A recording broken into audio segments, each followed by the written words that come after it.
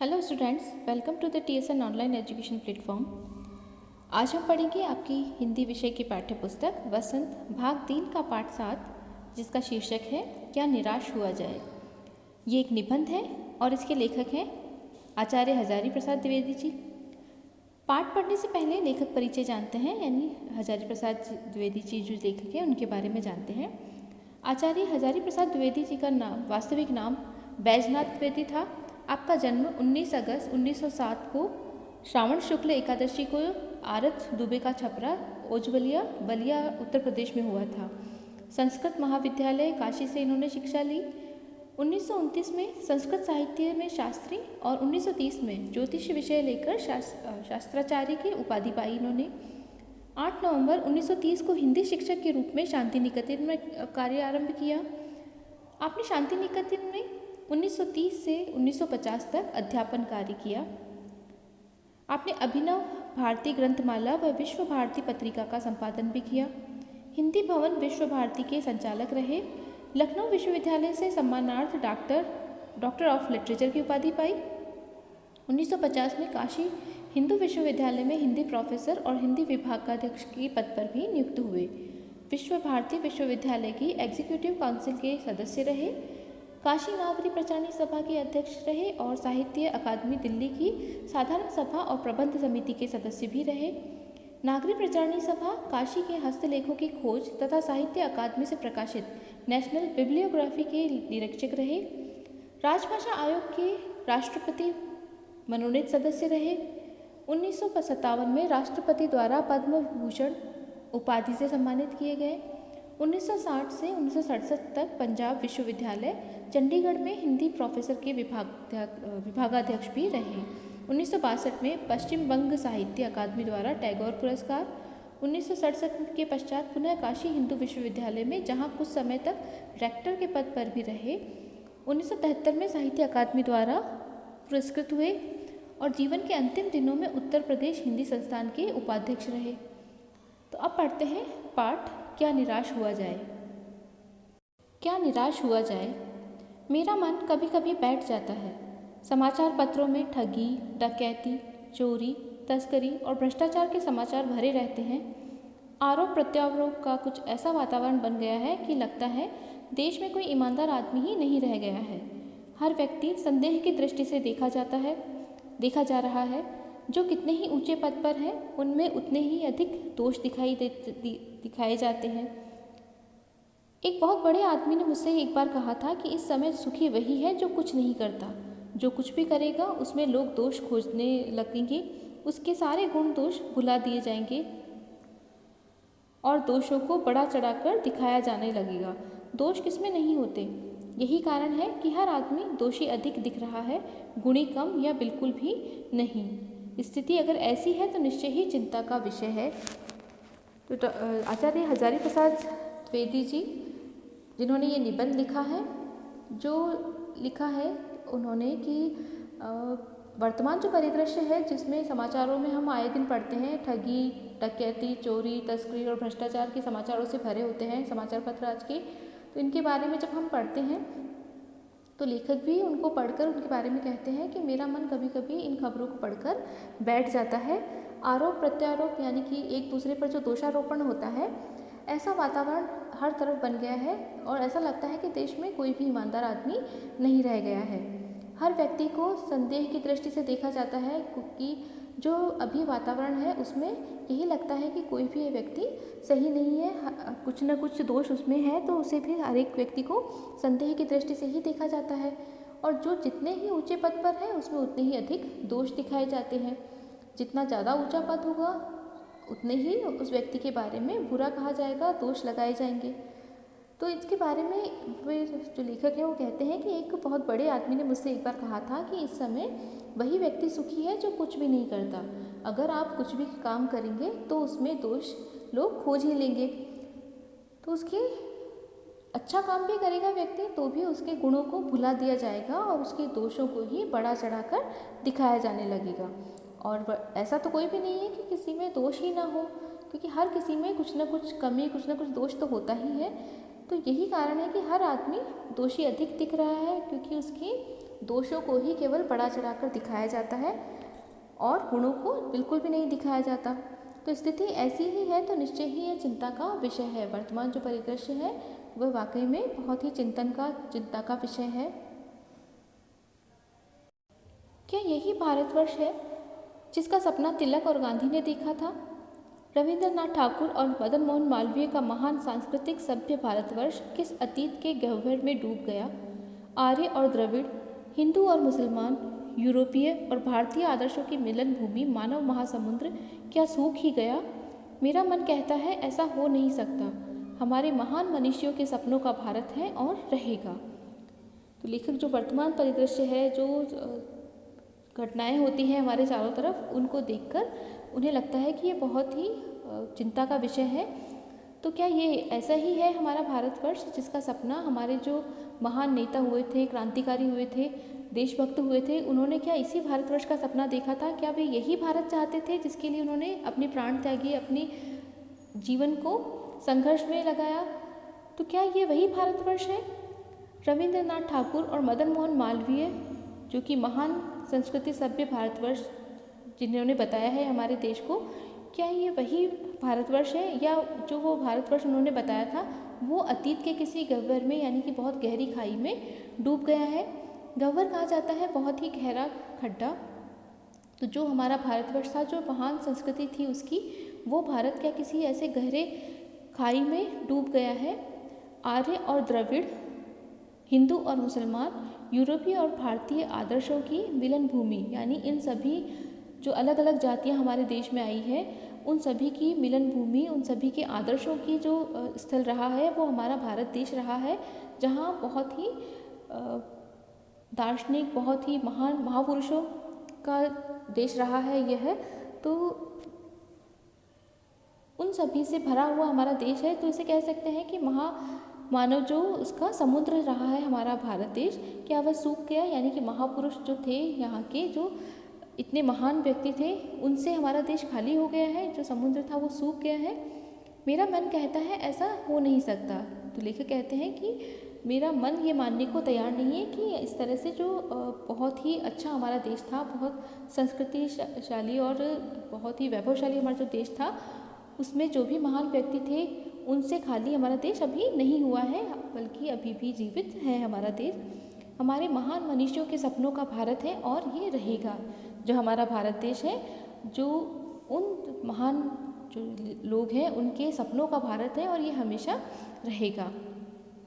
यह सही है कि इन दिनों कुछ ऐसा माहौल बना है कि ईमानदारी से मेहनत करके जीविका चलाने वाले निरीह और भोले भाले श्रमजीवी पिस रहे हैं और झूठ तथा फरेब का रोजगार करने वाले फल फूल रहे हैं। ईमानदारी को मूर्खता का पर्याय समझा जाने लगा है। सच्चाई केवल भीरू और बेबस लोगों के हिस्से पड़ी है। ऐसी स्थिति में जीवन के महान मूल्यों के बारे में लोगों की आस्था ही हिलने लगी है।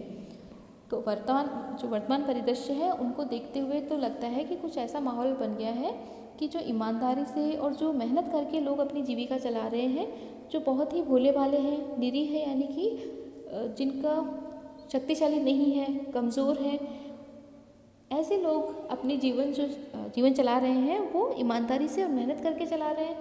और जो ऐसे नहीं है, भ्रष्ट लोग हैं, फरेब करते हैं, झूठ बोलते हैं, ऐसे लोग रोज़गार करके इस तरह से झूठ फरेब का रोज़गार करके अपना जो जीवन है वो बहुत ही अच्छे तरीके से चला रहे हैं, फल फूल रहे हैं, लगातार तरक्की कर रहे हैं। और जो भोले भाले ईमानदार लोग हैं वो मेहनत करने में ही पिस रहे हैं, मेहनत करते हुए ही उनके जीवन गुजर रहा है। ईमानदारी को मूर्खता का पर्यायवाची समझा जाने लगा है कि कोई ईमानदार है इसका मतलब वो मूर्ख है, यानी मूर्ख व्यक्ति का जो पर्यायवाची शब्द है उसमें ईमानदार शब्द को या ईमानदार को भी जोड़ दिया गया है, यानी ईमानदार होना आज के समय में मूर्खता समझा जाने लगा है। सच्चाई केवल भीरू और बेबस लोगों के हिस्से पड़ी है, यानी जो डरपोक हैं या जिनके पास कोई भी आसरा नहीं है, जिन्हें कोई भी उपाय नहीं है इस जीवन से बाहर निकलने का, केवल वे ही सच्चाई को मानते हैं, सच में विश्वास रखते हैं। तो केवल उन्हीं लोगों के लिए केवल सच्चाई रह गई है ऐसा माना जाता है। तो ऐसी स्थिति में जीवन के महान मूल्यों के बारे में लोगों की आस्था ही हिलने लगी है। तो जीवन के महान मूल्य यानी कि चोरी न करना, झूठ न बोलना, बड़ों का सम्मान करना, सभी का सम्मान करना। तो ये जो जीवन मूल्य हैं हमारे देश के, उनके बारे में लोगों की आस्था अब हिलने लगी है, उनका मन इसकी तरफ से उदासीन होने लगा है, ऐसा कहा जा सकता है। भारतवर्ष में कभी भौतिक वस्तुओं के संग्रह को बहुत अधिक महत्व नहीं दिया गया है। इसकी दृष्टि से मनुष्य के भीतर जो महान आंतरिक गुण स्थिर भाव से बैठा हुआ है वही चरम और परम है। लोभ, मोह, काम, क्रोध आदि विचार मनुष्य के स्वाभाविक रूप से विद्यमान रहते हैं, पर उन्हें प्रधान शक्ति मान लेना और अपने मन तथा बुद्धि को उन्हीं के इशारों पर छोड़ देना बहुत बुरा आचरण है। भारतवर्ष ने कभी भी उन्हें उचित नहीं माना, उन्हें सदा संयम के बंधन से बांधकर रखने का प्रयत्न किया है, परंतु भूख की उपेक्षा नहीं की जा सकती, बीमार के लिए दवा की उपेक्षा नहीं की जा सकती, गुमराह को ठीक रास्ते पर ले जाने के उपायों की उपेक्षा नहीं की जा सकती। तो लेखक ने हमारे देश को एक ऐसा व्यक्ति माना है जो कि बहुत ही महान है। उसे इस तरह से माना कि भारतवर्ष जो है पूरा एक ऐसा देश है, ऐसा व्यक्ति है जिसमें बहुत ही अच्छाइयाँ हैं और उसी से जुड़े हुए हम लोग हैं, हमने वहाँ जन्म लिया है, तो हम में भी ये गुण है, हमारे देश से पाए हैं हमने। तो इसके बारे में लेखक कहते हैं कि जो भारतवर्ष है उसने कभी भी भौतिक वस्तुओं के संग्रह को बहुत अधिक महत्व नहीं दिया है। भौतिक वस्तुएं यानी कि जो हमारे रोज़मर्रा की ज़रूरत की वस्तुएं हैं उन्हें इकट्ठा करके रखना, और जिन्हें ज़्यादा ज़रूरत है उनके लिए ख़त्म हो जाती है जब ऐसी चीज़ें, तो इस तरह को हमारे देश में गलत माना जाता रहा है। संग्रह करके रखना, अनाज हो चाहे दूसरे जो भी सामान डेली यूज़ में आते हैं उन्हें इकट्ठा करके रखना हमारे देश में अच्छा नहीं माना जाता, महत्व नहीं दिया जाता इसको। और उसकी दृष्टि से मनुष्य के भीतर जो महान आंतरिक गुण स्थिर भाव से बैठा हुआ है वही चरम और परम है।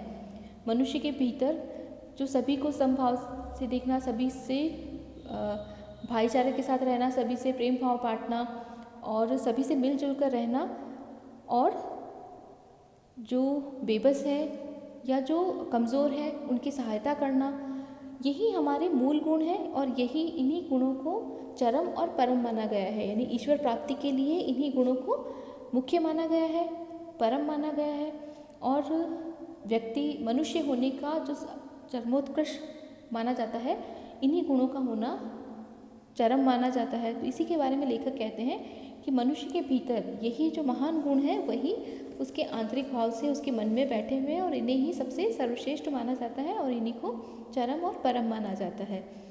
लोभ, मोह, काम, क्रोध आदि विचार मनुष्य के स्वाभाविक रूप से विद्यमान रहते हैं, पर उन्हें प्रधान शक्ति मान लेना और अपने मन तथा बुद्धि को उन्हीं के इशारों पर छोड़ देना बहुत बुरा आचरण है। ये तो सभी के मन में होता है, लोभ, मोह या काम, क्रोध। लोभ कहेंगे किसी वस्तु को प्राप्त करने की इच्छा, मोह यानी कि केवल अपने जो लोग हैं, अपनी से जुड़ी हुई वस्तुएं, इन्हीं के प्रति अपनापन रखना, बाकी दूसरों के प्रति इस तरह की भावना न रखना मोह है। इसी तरह कामना, केवल अपने बारे में सोचना, अपनी इच्छा के लिए काम करना, और क्रोध यानी कि जो गुस्सा है उसी के अधीन होकर, ये जो भावनाएं ये हमेशा हर व्यक्ति में रहती हैं, लेकिन उन्हीं के अधीन होकर कार्य करना हमेशा से हमारे देश में गलत माना गया है। यानी कि ये जो गुण है या ये जो विद्यमान है स्वाभाविक भावनाएं मनुष्य के मन में, केवल उन्हीं के अनुसार काम करना हमारे देश में अच्छा नहीं माना जाता, बल्कि इन भावनाओं को अपने बंधन में रखना और संयमित व्यवहार करना ही हमारे देश में अच्छा माना जाता है, भारतवर्ष में अच्छा माना जाता है।